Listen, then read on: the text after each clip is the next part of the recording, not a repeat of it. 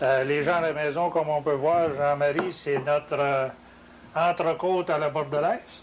Comme ça, Exactement. si c'est beau. Que tu nous présentes. Alors, entrecôte de la bordelaise. Entrecôte, c'est une pièce de viande comme ça, c'est un steak qui est prélevé dans ce qu'on appelle, s'il y avait l'os après, on appellerait ça la côte de bœuf. Ah, OK. On a enlevé l'os, le morceau entier s'appelle ce qu'on appelle communément ici le Spencer. Mhm. Puis si on coupe le Spencer en tranches, on appelle ça une entrecôte. Il y en a aussi qui appellent ça le faux filet. Oui, c'est ça que je partais pour te demander. Ça peut être, je pense qu'ils peuvent appeler ça le faux filet aussi. C'est une viande qui est très tendre, on ne peut pas se tromper. Après le filet mignon, là, c'est... OK, ça fait comme ingrédient, on part avec ça. On a On l'entrecôte. part avec ça. On suit avec. Maintenant, ça, on va faire cuire ça à la poêle. OK. Dépendamment comment vous l'aimez, la viande, saignant, Bon, médium. moi, c'est saignant bien tout le cuit? temps. Médium saignant. Saignant, OK, parfait. Alors, on va cuire ça à la poêle. Ici, Oh là là. ici j'ai commencé à faire la sauce bordelaise. Une sauce bordelaise, c'est une sauce qui... Une réduction de vin rouge, évidemment, du Bordeaux. Avec... quel arôme, hein? ça C'est sent, bon, hein? quand ça sent passe bon. sous le nez, là... C'est Avec une fantastique. réduction d'échalotes. Réduction d'échalotes et vin rouge, d'échalotes sèches, là, celles qu'on a vues tout à l'heure, là, les échalotes françaises. Ou... Il y en a qui appellent ça aussi des échalotes grises. Réduction presque à sec de vin rouge. Ensuite, j'ai ajouté de la sauce demi-glace. La sauce demi-glace, c'est fait à partir d'os de bœuf, OK. comme ça, là. Qu'on a ici. Mais coloré au four. En tout cas, c'est tout assez compliqué à faire. Mais ça se vend dans le marché, la sauce demi-glace. Ah, elle se fait OK. Ça se C'est vend. plus facile. C'est plus Si facile. c'est préparé à partir de... D'os, c'est très long. Ça Tu me prend parles- au minimum une douzaine d'heures à faire. Ah, Fait que monsieur. nous, on fait ça dans les restaurants, mais dans la maison, là, C'est ça se pas vend en dispendieux. enveloppe. C'est pas dispendieux. Non. C'est une sauce de base en enveloppe, là. Non, mais vaut mieux l'acheter les gens fait. qui n'ont pas Ben, c'est 12 heures à c'est prendre. plus simple. acheter ça tout faire. OK. Ta moelle, tantôt que tu me parlais, Alors- qu'est-ce que tu as fait avec? Ça fait partie de l'entrecôte bordelaise. L'entrecôte bordelaise, c'est l'entrecôte cuite comme ça, à la poêle, en fonte, l'huile très chaude, D'accord. finie au beurre, salé poivré. Et là-dessus, j'ai fait cuire un os à moelle. J'ai enlevé la moelle. On va couper ça en rondelles, puis on va déposer ça sur l'entrecôte lorsqu'elle va être cuite. Ah oui? Puis on va arroser ça de la sauce bordelaise.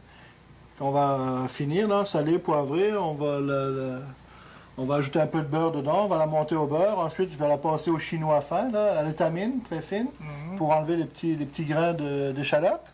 Puis on va déposer ça sur la viande, ça y est. Donc, c'est encore une recette dont tous les ingrédients sont disponibles partout. C'est Puis très, qui est assez simple à faire. c'est très simple Ça à fait faire. que Il s'agit Jean-Marie, d'avoir le bon truc pour bien la faire. Jean-Marie, je te remercie. Ben, Nous, ça prend au départ des produits de première qualité. De première si on veut qualité, faire une bonne ben- cuisine, ça prend des premiers. Oui, j'imagine, parce que si tu pars avec une viande qui est médiocre en partant, Ça n'arrivera à c'est rien. gâché. Fait que nous, on retourne finir notre dernier bout sur Puis j'ai la hâte, région de j'ai hâte Bordeaux. de goûter, moi. Puis je vous cuis ça saignant. Toi, t'as hâte. Oh, ça va être bon. Je n'en dirai pas plus long. Les gens à la maison, on fait une petite pause et on vous revient. À tantôt. On est de retour, Jean-Pierre, pour terminer notre Dernière partie. dernière partie sur la région de Bordeaux. T'as pas hâte, je sais que t'as pas trop hâte de goûter à la recette du chef cette semaine. T'as une petite sauce avec ça, mon ami. Moi, j'ai hâte de goûter à ça, ça Après se me peut pas. demander, Jean-Pierre, qu'est-ce qu'on fait là avec le chef si c'est pas péché des fois, moi. D'après moi, on va être obligé de s'en confesser. moi. Ouais, de gourmandise. En tout cas, moi, j'en ai fait là, depuis quelques semaines. On a fait maintenant les cépages rouges. On va terminer avec les cépages blancs. Blanc. Puis on commence par le...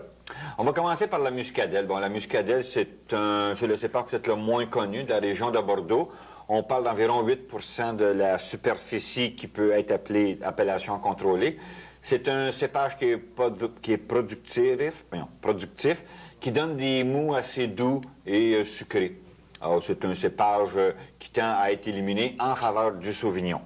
OK. Alors, le Sauvignon, Fait qu'on suit, ouais, le Sauvignon suit le muscadelle. Qui c'est ça. Alors, le Sauvignon, c'est le cépage. On parle pas beaucoup de pourcentage d'encépagement de Sauvignon en Bordeaux. On parle d'environ 8 Par contre, le Sauvignon est probablement le cépage qui est le plus cultivé au monde.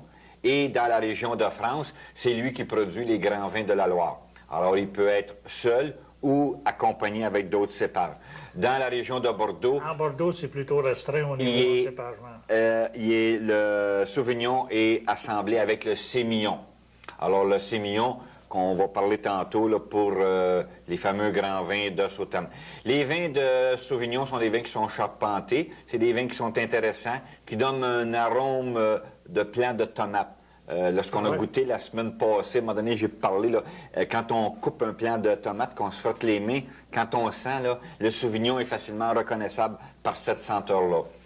Alors, c'est le cépage dominant dans la région de Grave, en Bordeaux. Suivi par le sémillon. Exactement. Alors, le sémillon, c'est un cépage qui est Lui prend de la place. très, très intéressant. Exactement. Lui, il prend de la place d'abord par sa superficie. On parle d'environ 53 de la région de Bordeaux qui est cultivée avec le sémillon.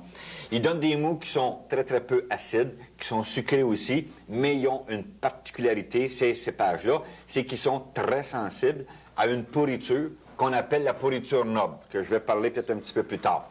Alors, c'est des cépages qui sont vigoureux, qui sont très productifs, puis qui produisent des raisins qui sont agréables à manger. Alors, c'est rare, habituellement, les raisins qui viennent... C'est une question, ça, que j'ai voulu souvent poser, puis je l'oubliais tout le temps. Est-ce que la plupart des raisins, si on fait juste les manger, est-ce que c'est bon côté goût?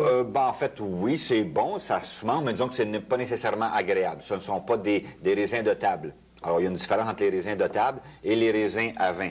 Alors, le sémillon, c'est un vin... C'est un raisin qui peut être broyé ou pressé pour obtenir un jus pour faire du vin. Par contre, mais il peut être mangeable. C'est un raisin qui est bivalent, si on peut dire. Parce qu'il y a beaucoup de gens gens rares, qui sont posent très, cette très rares. question-là. C'est pas bon. C'est pas nécessairement non, c'est pas nécessairement bon. C'est acide, habituellement. Ça se mange, là, mais c'est pas nécessairement Comme agréable le en raisin de bouche. table ne fera pas des grands vins non plus. Non, oui, exactement, c'est en plein ça. Alors, en Sauternes, qu'on va parler tantôt, le fameux sémillon va donner un vin aux couleurs or, qui est très chaud, très doux, aux arômes de fleurs. Alors, si tu veux montrer à la caméra... Oui, on a la chance d'avoir avec nous une bouteille. Oui, casse-la pas, hein? J'aimerais que tu nous décrives ça. Alors, c'est un Sauternes. Je vais la présenter à la caméra ici, là. C'est un Sauternes. C'est un Château d'Yquem. Alors, une bouteille de même, on parlait tantôt avec Jean-Marie, on parle de 800 $ la bouteille. 800 $ la Ouais. bouteille. Alors, tiens-la comme il faut, échappe-la pas. Alors, tantôt, je vais parler un petit peu là, des fameux Sauternes, comment est-ce qu'on produit les Sauternes. Alors, on pourrait même commencer tout de suite. Alors, la technique de base, c'est que dans une région, si la caméra peut me suivre, je vais aller à la carte. Caméra numéro 1, je crois qu'elle peut faire ça, oui. Oui. OK. Alors, si je m'en viens ici, la pointe de mon crayon, la région de Sauternes, ce n'est pas tellement une grosse région, mais c'est dans cette région qu'ils vont produire, d'après plusieurs experts, le meilleur vin au monde.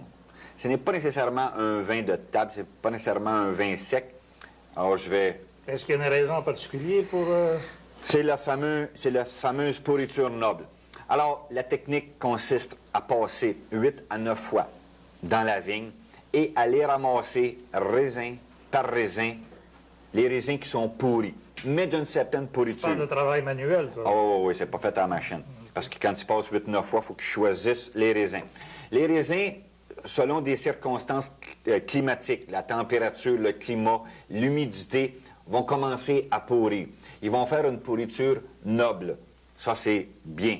Par contre, quand c'est incontrôlé, ce qui arrive, c'est la pourriture grise. La pourriture grise, c'est une perte totale de la récolte.